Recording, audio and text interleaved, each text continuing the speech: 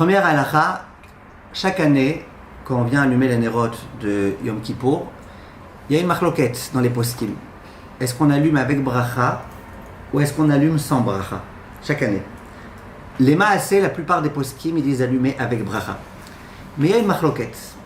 La marloquette, en deux mots, elle tient du fait, la Gemara, elle dit, qu'à Yom Kippour, il y avait des endroits dans lesquels on n'allumait pas de nérotes. Les nérotes de Shabbat, on ne les allumait pas le soir de Kippour. Et la Gemara, elle dit qu'il y avait d'autres endroits où, oui, on les allumait. Et la Gemara, elle dit, juste pour que vous sachiez pourquoi, la Gemara, elle dit que c'était, parce qu'on sait très bien que le jour de Kippour, la relation conjugale est complètement interdite. Il y a 5 interdits. Parmi les 5 interdits de Kippour, il y a Tashmish, Shemitah, la relation conjugale. Donc, la Gemara, elle dit, ceux qui allumaient la lumière, ils faisaient exprès d'allumer la lumière, comme ça ils savaient très bien, on sait très bien qu'on ne peut pas avoir de relation à la lumière. Donc ils disaient, on a une lumière allumée, au moins on est sûr que même si on a un petit etzer ou quoi le jour de Kippour, eh ben, on n'en viendra pas à avoir une relation. Et ceux qui allumaient pas, eux ils disaient au contraire. Si on allume, l'homme il va voir sa femme, elle va commencer à lui plaire, et il va commencer à avoir des pensées. Et donc on préfère qu'il n'y ait pas de lumière le soir de Kippour. Comme ça la Gemara elle dit, vous ne le saviez peut-être pas jusque là, comme ça la Gemara elle dit. Donc il y a des endroits où exprès on allumait la lumière pour éviter d'en venir Chas v'Shalom à une relation le soir de Kippour qui est complètement interdite, et des endroits dans lesquels au contraire on allumait on éteignait pour ne pas en venir Chas v'Shalom à Yetzer Hara quand l'homme il voit sa femme et compagnie. Ça c'est une marloquette qu'il y a d'une façon générale, et la plupart des décisionnaires ils disent, aussi bien Sfarad qu'Ashkenaz, que halakha le maaseh, on allume des nérotes et on fait la bracha sur les nérotes.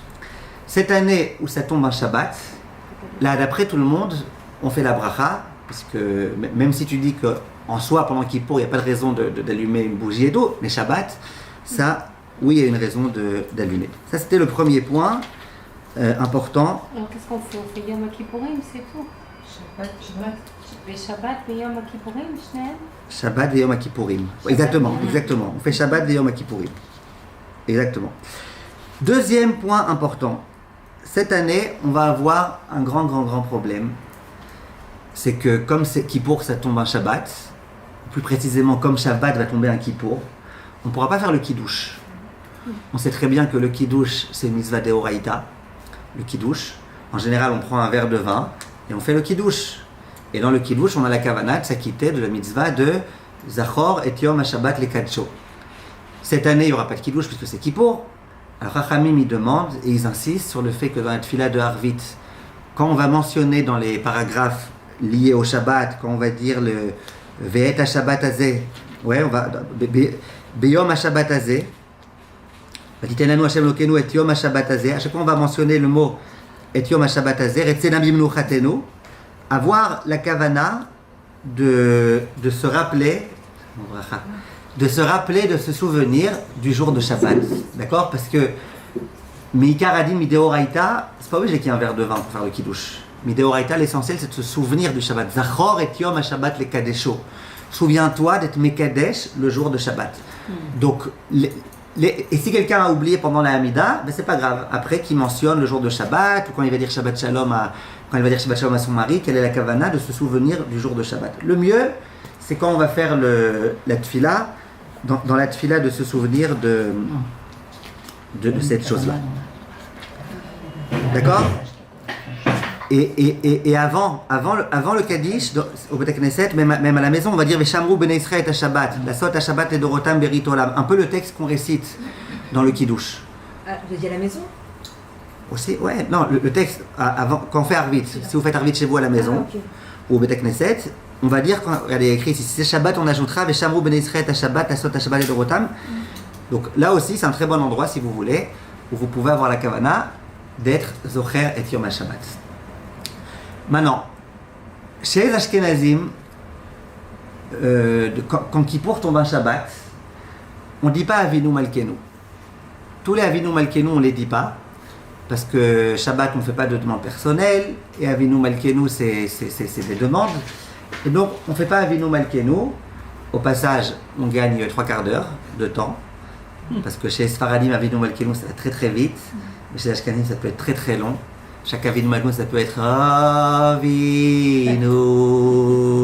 Malkeinu Achazirenu Bitshuva. Je fais vite là. Shelema Lefanecha. Et après toute la communauté qui reprend Avinu. Chacun comme ça peut prendre beaucoup de temps. En tous les cas, à Kippour, quand ça tombe un Shabbat, ils ne le font pas. Parce qu'ils appellent ça des demandes personnelles que Shabbat on ne peut pas faire. Le Shulchan Aruch, Rabbi Yosef Karo et Sfaradim, lui dit oui, on dit. Demande personnelle, pas personnelle, Kippour on demande. Et ce qui est intéressant, c'est qu'à la Ne'ila, la dernière tfila de Yom Kippour, là même les Ashkenazim, même le Rama, il dit que quand ça tombe un Shabbat, peut-être je vous ai pas dit, je parle de Shabbat là, quand Yom Kippour tombe un Shabbat, on ne dit pas Avinu Malkeinu. Maintenant, à Ne'ila, même quand ça tombe un Shabbat, cette année par exemple, eh ben, on va dire, mes Ashkenazim ils vont dire Avinu Malkeinu. Et pourquoi? Le terme qui a été employé par les poskim, c'est de dire Imlo Arshav et Matai. Si tu ne demandes pas maintenant, quand tu vas demander? C'est maintenant le Gzardin, ça y est, le Gzardin, la fin, la Khatima, la signature finale, c'est à Ne'ila. Si maintenant on ne demande pas quand on va demander. Alors c'est vrai qu'on n'aime pas demander de demande personnelle et de Avinu Malkeinu, mais là c'est le moment ou jamais. Donc ça c'était aussi un point important à savoir, différence entre Sfarad et Ashkenaz. Donc pour nous en tous les cas ça ne change rien, parce que nous en tous les cas, même nous les Sfaradim je veux dire, même le Shabbat, en général on dit Avinu Malkeinu dans toutes les tfilot. Là où il va y avoir des différences par rapport aux années habituelles, ça va être à Motsae Yom Kippour. Yom Kippour est terminé et on doit faire la Havdalah. La Havdalah, on l'a fait d'une façon générale d'abord, Motsae Yom Kippour, sans Bessamim, d'une façon générale, quand ça tombe pas un Shabbat. On l'a fait sans Bessamim. Pourquoi sans Bessamim?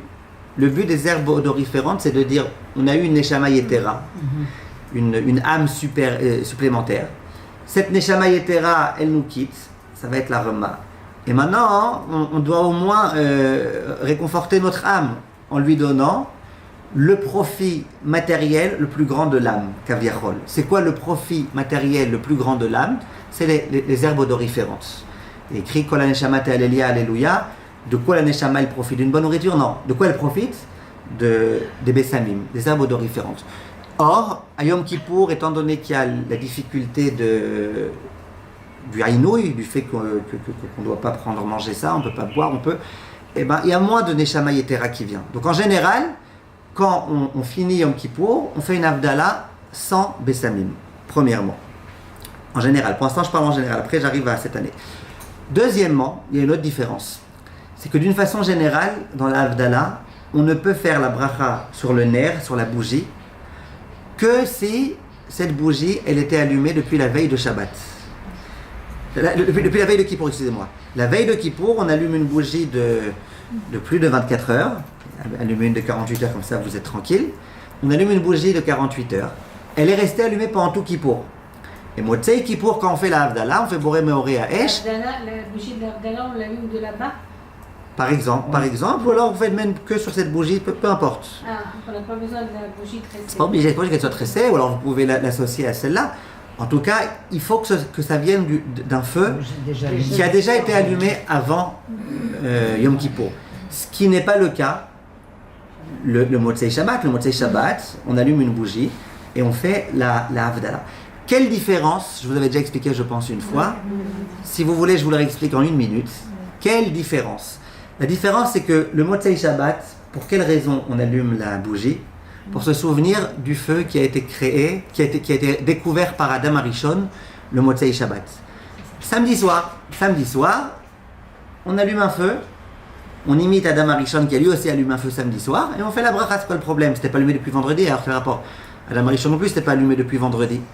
Ça, c'est la raison du samedi soir. Motsei Kippour, ça tombe pas toujours un samedi soir. Parfois, ça tombe un autre jour de la semaine. Il n'y a aucune raison d'allumer une bougie pour se souvenir d'Adam Arishon, qui lui a allumé un feu samedi soir. Alors c'est vrai que Yom Kippour, c'est Shabbat, Shabbaton, tout ce que tu veux, mais ça ne tombe pas un samedi, en général. Alors pourquoi Maître Chachamim, ils ont institué d'allumer un feu et de faire une bracha? La raison, elle est un peu difficile à comprendre. Concentrez-vous bien. Je vous dis ce que Chachamim ils disent. Hein? Je parle de Kippour. Pourquoi à Kippour, quand ça ne tombe pas Shabbat? Pourquoi Chachamim, ils ont institué de faire une bracha sur la bougie? Et pourquoi Dafka une bougie qui était allumée depuis la veille? Pour une raison très simple. Il y a des gens qui commençaient à penser que Yom Kippour, c'était peut-être pas comme un Shabbat normal, c'était peut-être comme Yom Tov. Yom Tov, on peut profiter du feu, un feu déjà existant. Chachamim, ils ont voulu montrer de façon claire et nette que Kippour, on touche pas, on profite pas du feu, exactement comme Shabbat. Qu'est-ce qu'ils ont fait? Ils ont dit, Motzei Shabbat, eh ben, on va montrer qu'on profite. Motzei Kippour. Motzei Kippour, à l'issue de Kippour, on va montrer qu'on profite d'un feu. On va montrer qu'on profite maintenant. Jusque-là, on ne profitait pas. Maintenant, on va profiter. Alors, si on allumait maintenant une allumette, on dirait, ben, c'est normal que maintenant on profite, on vient d'allumer un feu. Non, on veut qu'il y ait un feu qui était allumé pendant tout Kippour et dont on n'a pas profité et dont on va profiter qu'une fois que Kippour est terminé. Pour bien montrer à tout le monde, ne dites pas que tout ce qu'on n'a pas profité pendant Kippour, c'est parce qu'il n'y avait pas de feu. S'il y avait eu un feu, on aurait fait comme Yom Tov. Non, Kippour, c'est pas comme Yom Tov. Kippour, on ne profite pas. Et que ça rentre bien dans l'esprit de tous les Juifs du monde. Pour cette année, c'est déjà trop tard parce que c'est Motzei Kippour. Mais pour l'année prochaine, pour tout le temps, Kippour, c'est pas Yom Tov. Kippour, on ne profite pas. Kippour, même si on a une flamme déjà allumée, on n'en profite pas. On n'en profitera que Motzei Kippour. Donc si quelqu'un il n'a pas eu un feu allumé pendant tout Kippour, et que Motzei Kippour il vient de dire ben, j'allume un feu, quel rapport? Ça sert strictement à rien. Les gens ils vont dire, si on avait eu un feu pendant Kippour, peut-être qu'on aurait pu en profiter. J'en arrive maintenant à cette année. Cette année, Kippour, ça tombe un Shabbat. Kippour, ça tombe un Shabbat, ce qui veut dire que peut-être qu'on a malgré tout une Neshama Yetera importante. Si, pendant Kippour en général, on n'a peut-être pas une Neshama Yetera à cause du fait qu'on souffre et qu'on se fait souffrir et qu'on évite de manger et de boire et de mettre des chaussures et compagnie, le jour de Shabbat, c'est peut-être différent. Il y en a qui ont voulu dire que quand ça tombe un Shabbat, eh ben, là il y avait une âme supplémentaire. Et donc, Motzei Shabbat, on doit faire la bracha sur les Bessamim. Il y en a qui disent que non. Il y en a qui disent que Shabbat, pas Shabbat. Étant donné que ce jour-là, on a fait un peu souffrir notre corps et compagnie, eh ben, il y a une moins grande dose de Neshama Yetera. Nous ne allons pas vous expliquer quel rapport entre la Neshama et le Haïnoui. Comme ça, il y en a qui veulent dire. Halakha le Maaseh, donc en général, on ne fait pas. Ça, on a compris. En général, à Kippour tombe à Motzei Kippour, on fait la Havdalah, on ne fait pas les Bessamim. Ça, on a compris, c'est clair. Cette année où ça tombe, un Shabbat, alors le mieux, il y en a qui disent, tu peux faire les Bessamim, comme d'habitude, comme n'importe quel Havdalah.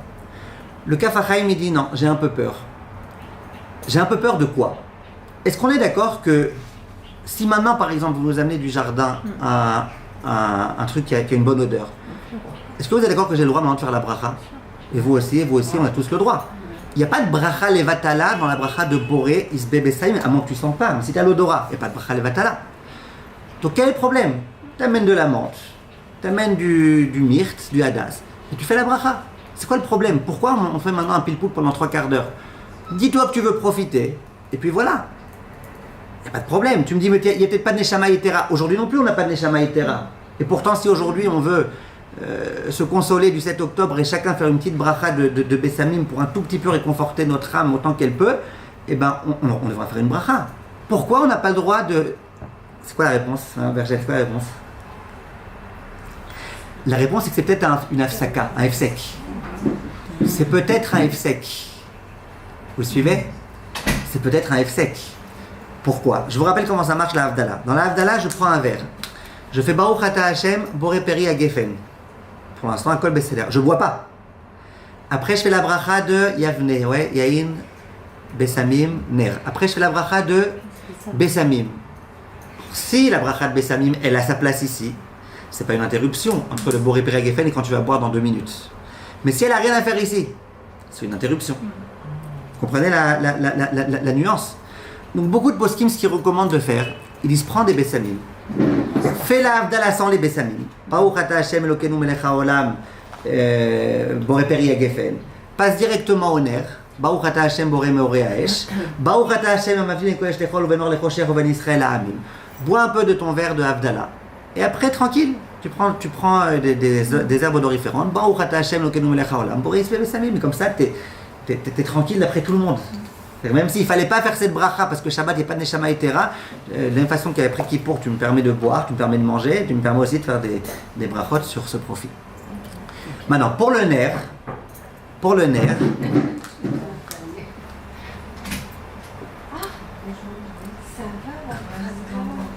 ah, shalom bracha.